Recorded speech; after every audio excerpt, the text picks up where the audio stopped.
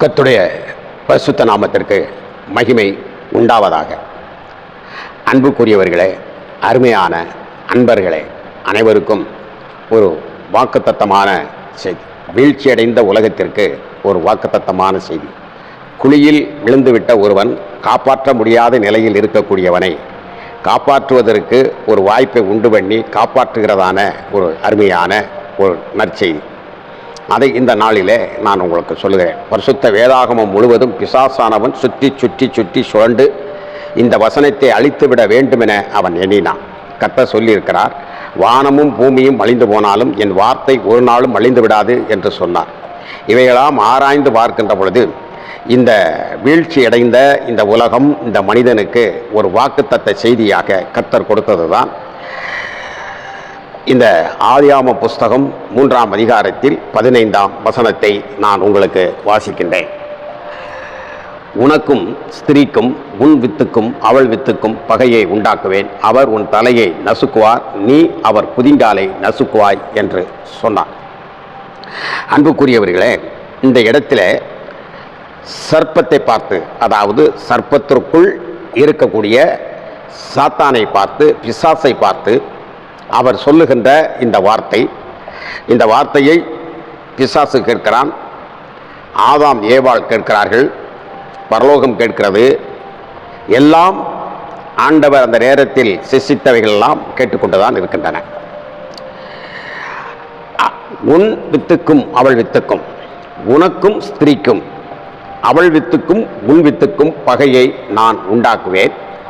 அவர் என்று இந்த இடத்தில் சொல்வது கர்த்தராகிய இயேசு கிறிஸ்துவை குறித்து சொல்லப்பட்டிருக்கிறது. அவர் உன் தலையை, யாருடைய தலையை? பிசாசின் தலையை. ஏன் அந்த இடத்தில் தலை என்று அவர் சொன்னார்? அவன் ஆவியாகத்தானே இருக்கிறான்.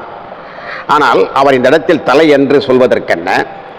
அதாவது இந்த காட்டு ஜீவன்களிலே அறிவுள்ளதாக தந்திரம் உள்ளதாக இருந்த அந்த காட்டு ஜீவன் பிசாசுக்கு இடம் கொடுத்து, பிசாசு அதற்குள் வந்து அது தன்னுடைய வாயின் வசனிப்பினால் பேசி, இன்றைக்கு பேசி பேசி பேசியே உலகத்தை கலக்கியவர்கள் உண்டு. சாக்ரட்டிஸ் பேசினார் என்றால் அவரை எதிர்த்து யாராலும் பேச முடியாது. கடைசியாக அவரில் எந்த குற்றத்தையும் கண்டுபிடிக்க முடியல என்பதற்காக விஷம் கொடுத்தே கொண்டு விட்டார்கள். அதுபோல பெர்னாட் ஷா என்று பேசுகிற அவருடைய பேச்சை கேட்டுக்கொண்டே இருக்க வேண்டும். அப்படிப்பட்ட ஒரு சூழ்நிலை. தமிழ்நாட்டை எடுத்துக்கொண்டால் அண்ணா பேசுவது, கலைஞர் பேசுவது, இப்படிப்பட்ட பேச்சை யாராலும் அவர் பேசிக்கொண்டிருக்கின்ற பொழுது வெளியே வரமாட்டார்கள். அந்த அளவிற்கு பேசுவார்கள். அதாவது ஒரு காலத்திலே விடிய விடிய ஹரிச்சந்திர நாடகம் என்று சொல்லி ஒரு நாடகத்தை போடுவார்கள். அந்த நாடகத்தை எங்களுடைய பாட்டியெல்லாம் போய் மூக்குப்பிடி போட்டுக்கொண்டே பார்த்து கொண்டே இருப்பாள். விடிய விடிய விடிய 5 மணி 6 மணி ஆனாலும் 9 மணிக்கு தொடங்குகின்ற நாடகம் முடியவே முடியாது. ஓசியாக பார்த்து கொண்டிருப்பார்கள் அந்த நாடகங்களை. ஹரிச்சந்திர அந்த நாடகத்தை அவர்கள் பார்ப்பார்கள். அதில் வேறு கதைகள் ஒன்றுமே கிடையாது. ஒரே ஒரு பொய் சொல்லுவார்கள். எல்லாருமாக சேர்ந்து, தெய்வங்கள் சேர்ந்து சொல்லும், உலக மக்கள் சொல்லும், அரசு சொல்லும். ஹரிச்சந்திரனை பார்த்து ஒரு பொய் சொல்லிவிடு என்று சொல்லுவார்கள். அவன் சொல்லவே மாட்டேன்னு சொல்லுவான். அந்த கதையை ஆரம்பிக்கின்ற பொழுதே ஒரே ஒரு பொய் சொன்னால் அம்புட்டு கதையை முடிஞ்சு போயிடும். அப்படி ஒரு கதையை விடிய விடிய ஓசியாக பார்த்து கொண்டிருப்பார்கள். புளிச்சு என்று சொல்லி வெத்திலை பாக்கு போட்டு அப்படியே கும்பமாக மணலை குவித்து அதிலே புளிச்சு என்று வெத்திலையெல்லாம் துப்பிக்கொண்டு ஏதோ பலவிதமாக அந்த முடிந்து வந்த பின்பு பலவிதமான கொலை நடந்தது போல அந்த வெத்திலைச்செல்லாம் இருக்கும். கரெக்டு என்று மூக்குப்பிடியை போட்டுக்கொண்டு பார்த்து கொண்டிருப்பார்கள். ஆகவே அப்படிப்பட்ட ஒரு காலத்திலே, நன்றாக தெரிந்து கொள்ளுங்கள், அப்படிப்பட்ட ஒரு காலத்திலே நீங்கள் ஒரு விஷயத்தை தெரிந்து கொள்ள வேண்டும். அண்ணா கலைஞருடைய பேச்சையை காசு கொடுத்து கேட்டார்கள். அதான் மிக முக்கியம். அப்போ எந்த அளவிற்கு அவருடைய அவர்கள் நாவ வன்மை எப்படி பேசியிருப்பார்கள் என்று பாருங்கள். இவைகள் எல்லாரையும் விட நமக்கு வேதம் ஒன்று சொல்கிறது, இயேசு கிறிஸ்துவை பிடிக்க, நான் பேச்சை பற்றி சொல்கிறேன், இயேசு கிறிஸ்துவை பிடிப்பதற்காக எல்லாரும் செல்லுகிறார்கள். படைத்தளபதிகள் போன்றவர்கள்லாம் போய் செல்லுகிற பொழுது காவலாளர்கள் போகிறார்கள். அப்பொழுது இயேசு கிறிஸ்து அவர் ஒரு வீதியிலே நின்று பேசிக் கொண்டிருக்கிறார். பெரிய அலங்கார மேடை அல்ல, ஒரு வீதியிலே நின்று அவர் பேசிக் கொண்டிருக்கிறார். அந்த பேசிக் கொண்டிருக்கிற பொழுது காவலாளர்கள்லாம் பார்த்து, அவர் பேசுகிற பேச்சை பார்த்து கைது செய்ய போனவர்கள்லாம் என்று சொல்லி அவருடைய பேச்சை கேட்டு மதிமயங்கி அப்படியே நின்றார்கள். அந்த அளவிற்கு பேசினார்கள். ஏன் அவரை கைது செய்து வரவில்லை என்று அவரை அனுப்பியவர்கள் கேட்ட பொழுது, ஒருவனும் ஒரு காலம் இந்த உலகம் தோன்றியதில் இப்படி ஒரு பேச்சை நாங்கள் கேட்டதில்லை என்று சொன்னார்கள். அப்போது இந்த இடத்தில் பார்த்தால் அவர் நன்மையான காரியங்களை அவர் பேசி ஒரு அழகாக அவர் பேசினார். நான் எதை சொல்கிறேன் என்று சொன்னால், இயேசு கிறிஸ்து ஒருவர் தான் அந்த பேச்சிலே மற்றவர்களுக்கு நன்மை உண்டாகத்தக்கதாக பேசினார், மற்றவர்களெல்லாம் கிளர்ச்சி உண்டாகத்தக்கதாக பேசினார்கள். அப்போ இந்த பேச்சினுடைய வன்மை, இந்த நாவினுடைய வன்மை அவ்வளவு மிகுமையான காரியங்களை உண்டு பண்ணுகிறது. அதே நேரத்தில் இந்த நாவு ஒரு நெருப்பை போல கொளுத்தியும் போட்டு விடுகிறது, அது ஆயில் சக்கரத்தை முழுவதும் கொளுத்து விடுகிறது என்றும் கூட சொல்லப்பட்டிருக்கிறது. அப்போ இங்கே பாருங்கள், இப்படி தன்னுடைய அந்த சர்ப்பமானது தன்னுடைய பேச்சிலே நயம் வஞ்சகமாக தன்னை உண்டாக்கியவர், அண்டத்தை உண்டாக்கியவர், பிண்டத்தை உண்டாக்கியவர், உலகத்தை உண்டாக்கியவர், கனிரச மரங்களை உண்டாக்கியவருடைய பேச்செல்லாம் அடிபடக்கூடிய அளவிலே இந்த சர்ப்பமானது தன் வாயை வைத்து பேசிய காரணத்தினாலே அந்த வாய் இருக்கக்கூடிய தலையை நசுக்கி போடுவேன் என்று கர்த்தர் சொல்கிறார். அதை நீங்கள் தெரிந்து கொள்ள வேண்டும். எப்படி அப்படி என்றால் ஏன் இதில் ஒரு சத்தியத்தை நான் உங்களுக்கு சொல்லுகிறேன். பிசாசினுடைய சிந்தனைக்கு எந்த ஒரு சூழ்நிலையும் வழி நீங்கள் கொடுத்து விடக்கூடாது. பிசாசுடைய எண்ணங்கள் உங்களுக்குள் வருகிற பொழுது அப்பாலே போ சாத்தானே என்று சொல்லி அவனை விரட்டாமல், அவன் கொடுக்கக்கூடிய அறிவு சார்ந்த சிந்தனைகள் உங்களுக்குள் இருந்தாலும் கூட அந்த சிந்தனையை நீங்கள் வெளியே பேசிவிட்டால் நீங்களும் அந்த சர்ப்பத்தின் வாயாக இருப்பீர்கள். நன்றாக தெரிந்து கொள்ளுங்கள், நீங்களும் அந்த சர்ப்பத்தின் வாயாக இருந்து நீங்கள் நசுக்கப்பட்டு போய்விடக்கூடாது. சில நேரங்களில் நமக்கு பிடிக்காதவர்கள் போல இந்த உலகத்திலே சில நபர்களை சித்தரிப்பான் பிசாசானவன். அவனை, அப்படிப்பட்ட மனிதனை நாம் வெல்வதற்காக இந்த அட்வொகேட், வழக்கறிஞர்கள், இப்படிப்பட்ட பஞ்சாயத்தில் இப்படிப்பட்ட காரியங்களிலே நம்முடைய புத்தி கூர்மையினாலே, மாம்சீக சிந்தனையினாலே நமக்கு எப்பொழுதும் எதிராக செயல்பட்டு கொண்டிருப்பவனை இந்த இடத்திலே அவனை தோற்கடித்து விட வேண்டும் என்று உங்களுக்கு அருமையான ஆலோசனையை பிசாசானவன் உங்களை மேற்கொள்ள முடியாத அளவிற்கு அந்த ஆலோசனைகளை தருவான். அந்த ஆலோசனை உள்வாங்கி வைத்துக்கொண்டு நீங்கள் சாட்சி சொல்லி உங்கள் எதிராளியை நீங்கள் வீழ்த்தி விட்டு, ஆஹா ஓஹோ வீழ்த்தி விட்டேன் பார் என்று நீங்கள் சொல்வீர்கள் என்று சொன்னால், உங்களுக்குள் இருந்த அந்த பிசாசினுடைய ஆவி, அந்த ஆவிக்கு இடம் கொடுத்தபடினாலே உங்கள் வாய் அந்த வசனிப்பை வசனித்தது. ஆகவே உங்கள் தலையை ஒரு நாள் ஆண்டவர் நசுக்கி போடுவார். இதை மனதில் வைத்துக் கொள்ளுங்கள். ஆகவே எவ்வளவு பெரிய காரியமாக இருந்தாலும், உங்களுக்கு எவ்வளவு லாபமாக இருந்தாலும், எவ்வளவு பட்டம் பதவிகள் உயர்வுகள் எதுவாக இருந்தாலும் கூட பிசாசு தருகின்ற ஆலோசனையை அது எவ்வளவு அளவாக கனிரசத்தை போல் இருந்தாலும், அது அந்த அருமையான அந்த மதுக்கோப்பையில் ஊத்துகின்ற பளபளபளபளன் என்று இருக்கின்ற அந்த பலரசத்தை போல் இருந்தாலும், நீங்கள் பிசாசினுடைய வார்த்தைக்கு செவி கொடுத்து அதை நீங்கள் பிரயோகிக்கப்படுத்தி விடாதீர்கள். உங்கள் தலை நசுக்கப்பட்டு போகும் என்பதை வேதத்தின் வழியாக நான் உங்களுக்கு சொல்லுகிறேன்.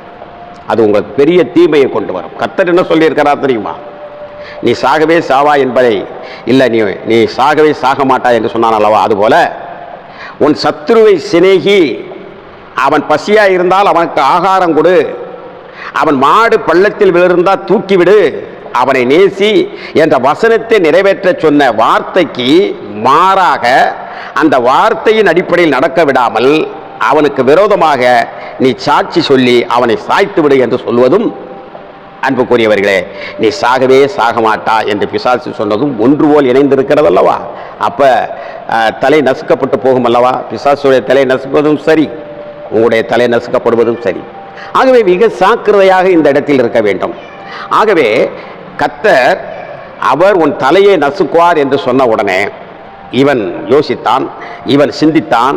என்ன சிந்தித்தான் என்று சொன்னால், பிசாசானவன் அப்படியானால் இந்த ஆதாமுடைய வம்சத்தில், அதாவது இந்த ஸ்திரீயினுடைய வம்சத்தில் பிறக்கக்கூடியதான இந்த நிச்சயமாகவே இந்த நம்மை கேவலப்படுத்தி விடுவான், நம்மை கொலை செய்து விடுவான் என்று இந்த பிசாசு நம்ம தலையை நசுக்குவதற்கு இந்த ஸ்திரீயினுடைய சந்ததியிலே நிச்சயமாகவே அவர் பிறந்து நம்மளை அழிப்பார் என்று சொல்லி அந்த ஸ்திரீயை அவன் வாட்சி பண்ண ஆரம்பிக்கிறான். பழைய ஏற்பாடு முழுவதும் அப்படித்தான் இருக்கும். புதிய ஏற்பாட்டில் நீங்கள் வந்துவிட்டால் ஏரோது அந்த காரியத்தை அவன் செய்கிறதை நீங்கள் பார்க்கலாம்.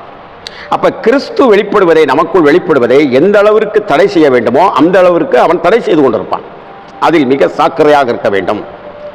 ஆகவே இவன் அப்படியே சுத்தி சுத்தி வந்த உடனே காயினை பார்க்கிறான். காயினுடைய கிரியை நல்லா இல்லை. அப்ப இவன் கிடையாது, இவன் நம்முடைய தலையை நசுக்க மாட்டான். அப்ப யாரு?